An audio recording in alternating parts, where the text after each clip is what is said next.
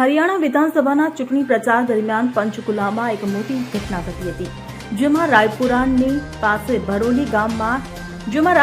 પાસે ભરોલી ગામમાં કાલકા સીટના કોંગ્રેસના ઉમેદવાર અને ધારાસભ્ય પ્રદીપ ચૌધરીના કાફલા પર ફાયરિંગ થયું હતું. આ ઘટનામાં કાફલામાં હાજર પ્રદીપ ચૌધરીના 2 સમર્થકોને ગોળી વાગી હતી, જેથી ગંભીર હાલતમાં તેમને ચંદીગઢ પીજીઆઈમાં રેફર કરવામાં આવ્યા છે. ઘાયલોની ઓળખ ગોલ્ડી ખેડી અને દિનેશ તરીકે થઈ છે. આ બનાવથી સ્થળ પર અફરાતફરીનો માહોલ સર્જાયો હતો. હુમલાખોરોની હજુ સુધી ઓળખ થઈ નથી શકી. ઘટના સમયે પ્રદીપ ચૌધરી પણ કાફલામાં હાજર હતા, જોકે તે સુરક્ષિત છે. તેમણે આ હુમલાની સખત નિંદા કરી છે. ડીસીપી પંચકુલા અને સીઆઈએ તપાસમાં લાગેલા છે.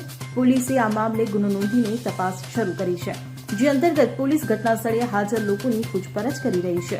આ ઉપરાંત નજીકમાં લાગેલા સીસીટીવી ફૂટેજ પણ સ્કેન કરવામાં આવી રહ્યા છે. પોલીસનું કહેવું છે કે આરોપીઓની ટૂંક સમયમાં ધરપકડ કરવામાં આવશે. Bureau report CN24 news. હવે જુઓ દેશ દુનિયાની તમામ ખબરો તમારી આંગળીના ટેરવે. ઉઠાવો મોબાઈલ અને Google Play Store પરથી ડાઉનલોડ કરો અમારી CN24 ન્યૂઝ મોબાઈલ એપ.